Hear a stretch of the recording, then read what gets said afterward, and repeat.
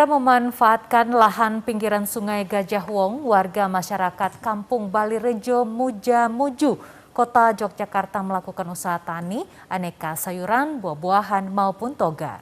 Selain mencukupi kebutuhan rumah tangga, usaha tani ini juga menambah asri suasana.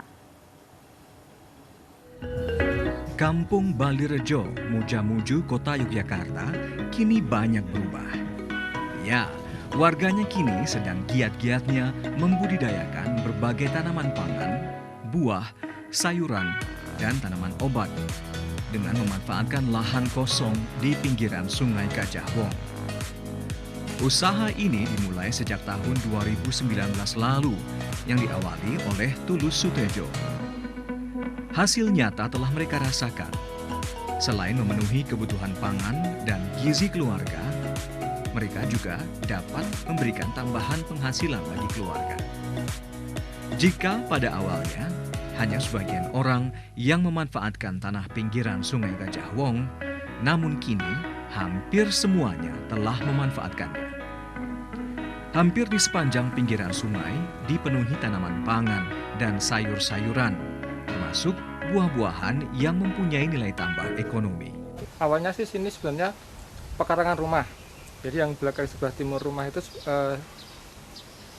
di bantaran sungai itu adalah pekarangan rumah. Terus setelah adanya dibangun jalan inspeksi dari program Kotaku, itu kan awalnya yang pekarangan rumah ada tanaman, ada pohon-pohon besar yang tadinya rindang kan menjadi hilang.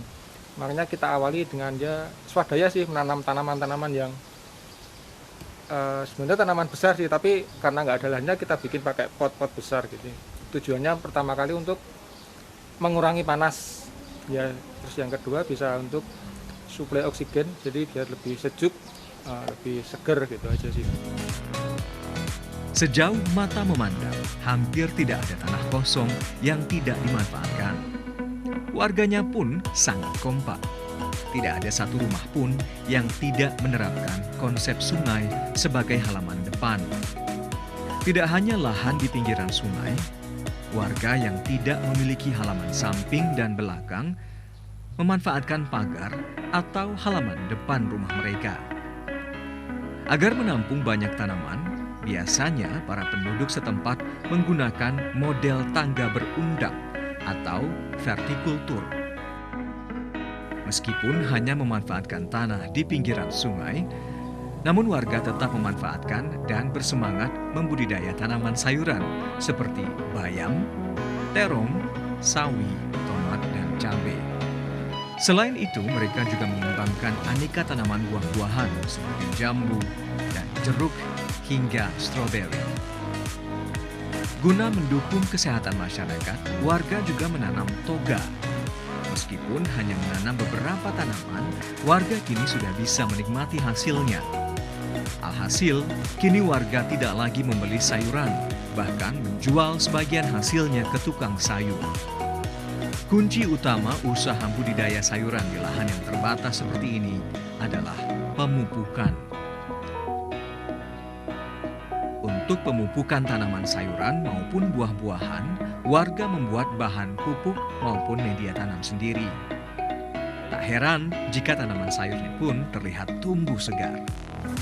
Kalau dari ekonomi ya tergantung dari kita menanamnya. Kalau kita menanam tanaman-tanaman yang produktif, misalnya seperti ada cabai, ada stroberi, ada buah jeruk, itu bisa mengurangi pengeluaran. Kalau misalnya untuk cabai, saat cabai sedang mahal, kita nggak perlu beli ke pasar karena kita bisa metik sendiri dari tanaman yang kita tanam itu.